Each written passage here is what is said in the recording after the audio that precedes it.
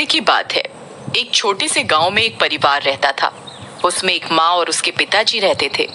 उनका एक बेटा भी था जिसका नाम कार्तिक था। कार्तिक अपने माँ बाप का बहुत ही ध्यान रखता था। वह उनकी हर बात मानता था। वह अपने माँ बाप का हर काम करता था। वह कभी भी अपने माँ बाप की कोई भी बात नहीं टालता था। एक दिन की बात है, कार्तिक के घर एक औरत आती है। उसका नाम बिमला होता है और वह कार्तिक की माँ से कहती है, कार्तिक की माँ, कैसी हो? मैं ठीक हूँ, और तुम बताओ कैसे आना हुआ? आज हमारे घर का रास्ता कैसे भूल गई? सुना है तुम कार्तिक के लिए लड़की देख रहे हो। हाँ बहन, लड़की तो देख ही रहे हैं, पर कोई लड़की पसंद ही नहीं आ रही। बिमला को पता था कि कार्तिक की माँ लालची किस्म की औरत है। वो किसी ऐसी वैसी लड़की से शादी नहीं करेगी। तभी बिमला कार्तिक की माँ से कहती है, एक लड़की है तो उसका नाम चंदा है। सुंदर भी खूब है, पढ़ी लिखी भी काफी है, और माल भी बहुत देंगे। तभी कार्तिक की माँ बिमला से कहती है, तुम ये सब छोड़ो, ये बताओ शादी में लड़की के माँ बाप क्या क्या देंगे? तुम चिंता मत करो, तुम्हें कहने की जरूरत भी नहीं पड़ेगी, वो अपने आप सब कुछ देंगे। ये बताओ पैसा कितना देंगे?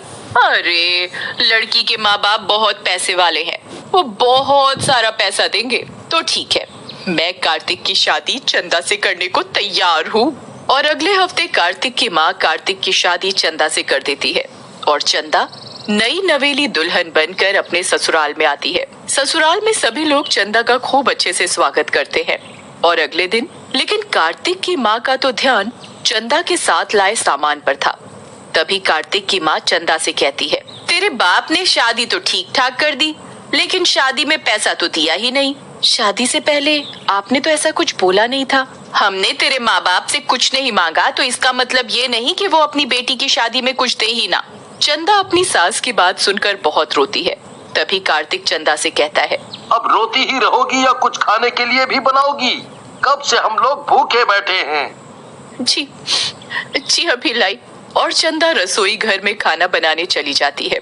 तभी उसकी सास चंदा को आवाज लगाती है, अब खाना ही बनाती रहेगी या चाय भी पिलाएगी? चंदा रसोई में से आवाज लगाती है, जी माँ जी अभी लाई। और चंदा चाय बनाकर ले आती है। जैसे ही चंदा की सास चाय पीती है, छी इतनी गंदी चाय, तेरी माँ ने तुझे चाय बनाना भी नहीं सिखाया? और वो चाय का कप फेंक देती है। ये देख चंदा रोती हुई वहाँ से चली जाती है और वो अपने कमरे में जाकर बहुत रोती है। चंदा की सास और उसके पति का बर्ताव चंदा के लिए दिन पर दिन खराब होता जा रहा था, जिसकी वजह से चंदा बहुत दुखी रहने लगी। एक दिन की बात है, चंदा की सास चंदा से कहती है, चंदा सुन चंदा, घर का एसी खराब हो गया है, अपने घर जाकर अपने बाप से एसी मांग कर ला। चंदा अपनी सास से कहती है, माँ जी मैं कैसे अपने घर वालों से एसी मांग कर लाऊं? तभी कार्तिक भी चंदा से कहता है, माँ ने कह दिया ना, एसी मांग कर लाना है तो लाना है। लेकिन मेरे घर वालों ने तो शादी में पहले ही सब कुछ दे दिया था। दिया था तो अब दूसरा एसी चाहिए। कार्तिक और अपनी सास की बात सुनकर चंदा बहुत रोती है और वो अपने घर वालों से जाकर एसी मांग कर लाती है। और चंदा की सास एसी देखकर फूली नहीं समाती और कहती है, मैंने कहा था ना दे देंगे एसी। चंदा अपनी सास की बात सुनकर कुछ नहीं बोलती और रसोई में काम करने चली जाती है। चंदा रसोई में काम करते करते रोती रहती है। तभी कार्तिक कहता है, माँ मैं किसी काम से बाहर जा रहा हूँ, आने में थोड़ा लेट हो जाएगा। ये कहकर कार्तिक अपने काम से बाहर चला जाता है और रात को लौटकर वो गुस्से में चंदा को आवाज लगाता है, चंदा, ओ चंदा, कहाँ मर गई? जी अभी आई। और वो कार्तिक के लिए चाय बनाकर लाती है। तभी कार्तिक की माँ कहती है, बेटा आज तो तूने आने में बहुत देर कर दी। तो कार्तिक बताता है, रास्ते में मेरी बाइक खराब हो गई थी, इसीलिए लेट हो गया। बड़ी मुश्किल से घर पहुंचा हूँ, अब तो बिना बाइक के ही काम पर जाना पड़ेगा। तभी माँ कहती है, बिना बाइक के क्यों जाना पड़ेगा? ये चंदा है ना, ये लाएगी अपने घर वालों से मांगकर। तभी चंदा रसोई में खड़ी उन लोगों की बातें सुन रही होती है और तभी वो रसोई से बाहर आकर कहती है, माँ जी मैं अब अपने घर वालों से कुछ भी मांग कर नहीं लाऊंगी। आप लोगों ने मुझसे पहले ही इतना कुछ मंगवा लिया है, अब मैं उन लोगों से कुछ भी नहीं मांग कर लाऊंगी। चंदा की बात सुनकर चंदा की सास और उसका पति उसे बहुत मारते हैं। इस तरह उन लोगों का लालच दिन पर दिन बढ़ता ही जा रहा था, पर चंदा चाह कर भी कुछ नहीं कर पाती। एक दिन चंदा की सास चंदा से कहती है, ए चंदा सुन, कल लोहड़ी है और तुझे आज पूरे घर की अच्छे से सफाई करनी है। जी माँ जी, मैं अच्छे से पूरे घर की सफाई कर लूंगी। तभी चंदा की सास चंदा से कहती है, सफाई करने के बाद अपने घर चली जाना। और सुन, ये तेरी पहली लोहड़ी है, उनको बोलना कि कल पैसे और गिफ्ट लेकर आए, ये नहीं कि हाथ हिलाते हुए आ जाए। जब देखो खाली हाथ चले आए। माँ जी, जितना उनके बस का है वो अपनी तरफ से आपको पैसे और गिफ्ट देने की ज्यादा से ज्यादा कोशिश करते हैं।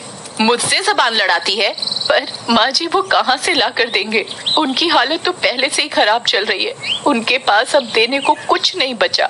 मुझे कुछ नहीं पता, मैंने कह दिया तो कह दिया। चंदा की सास चंदा की एक नहीं सुनती और वो घर की सफाई में लग जाती है। और अगले दिन सास चंदा से कहती है, आज लोहड़ी है, तूने अपने घर वालों से बोल दिया ना कि आज गिफ्ट और पैसे लेकर आने हैं। चंदा अपनी सास की बात सुनकर कुछ नहीं बोलती और शाम के समय घर के सभी लोग लोहड़ी जलाकर बैठे हुए थे। तभी चंदा के माँ बाप आते हैं और वो चंदा को खाली मिठाई ही लाकर देते हैं और फिर वो अपने घर चले जाते हैं। तभी चंदा की सास और पति चंदा से कहते हैं, तेरे माँ बाप ये मिठाई लाते हुए शर्म नहीं आई? माँ जी, उनके पास आपको देने के लिए कुछ भी नहीं है, उनका काम भी बंद हो गया है, वो कहाँ से देंगे? ये बात सुनकर कार्तिक और उसकी माँ गुस्से से आग बबूला हो जाते हैं और वो चंदा को बहुत मारते हैं। चंदा बेचारी रोती हुई कहती है, मुझे मत मारो, मुझे छोड़ दो। छोड़ दे। तभी कार्तिक की माँ कहती है, ये ऐसे नहीं मानेगी, इसे और मार। कार्तिक चंदा को इतना मारता है कि वो लोहड़ी की आग में गिर जाती है और चंदा के कपड़ों में आग लग जाती है और वो चिल्लाती है, कोई बचाओ, मैं जल रही हूँ, बचाओ।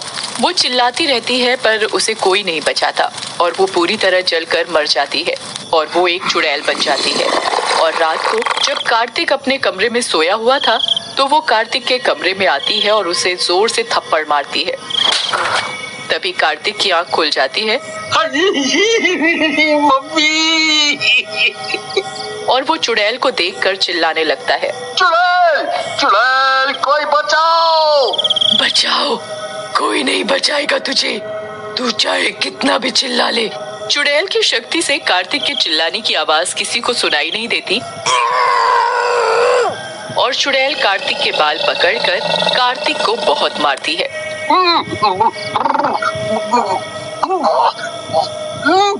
मुझे छोड़ दो, मुझे छोड़ दो। नहीं, कभी नहीं, तू भी मुझे ऐसे ही मारता था ना, मैं भी चिल्लाती रहती थी मुझे मत मारो, पर तुम लोगों को मेरे ऊपर दया नहीं आती थी। अब तुम्हें पता चलेगा दर्द क्या होता है। तभी चुड़ैल कार्तिक के पलंग में आग लगा देती है और वो चीखने लगता है। अब पता चला कैसा लगता है जलते हुए। और कार्तिक के हाथ पैर आग से बुरी तरह जल जाते हैं और वो तड़पता रह जाता है। और अगले दिन कार्तिक की माँ कार्तिक की यह हालत देखकर रोने लगती है और कार्तिक से पूछने लगती है, ये तेरी हालत कैसे हुई? पर कार्तिक इतनी बुरी तरह जल जाता है कि वो बता ही नहीं पाता कि ये सब चंदा ने किया है। और रात को कार्तिक की माँ रसोई में दूध लेने के लिए जाती है। जैसे ही वो दूध गर्म करती है तभी चुड़ैल आ जाती है और चुड़ैल को देखकर कार्तिक की माँ डर जाती है। तुम तो मर गई थी ना? हाँ, तुम लोगों ने मुझे मार डाला था, मेरी पहली लोहड़ी थी और तुमने मुझे जलाकर मार डाला। तभी चुड़ैल अपनी सास के ऊपर गर्म दूध डाल देती है। गर्म दूध डलते ही चंदा की सास चीखने लगती है, मुझे बचाओ, मेरा शरीर जल रहा है, बचाओ मुझे। चंदा की आवाज किसी को सुनाई नहीं देती और वो चिल्लाती रहती है, पर उसकी आवाज किसी को सुनाई नहीं देती। तभी चुड़ैल रसोई में आग लगा देती है और कार्तिक की माँ रसोई में लगी आग में फंस जाती है।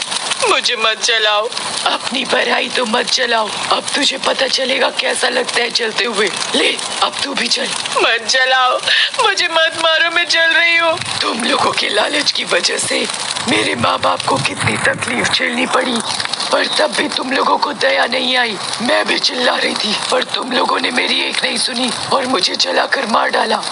मुझे माफ कर दो, छोड़ दो मुझे। तुम लोगों के लालच की वजह से तुम लोगों ने मुझे जलाकर मार डाला, तुम लोगों के साथ ऐसा ही होना चाहिए। और चुड़ैल पूरे घर में आग लगा देती है।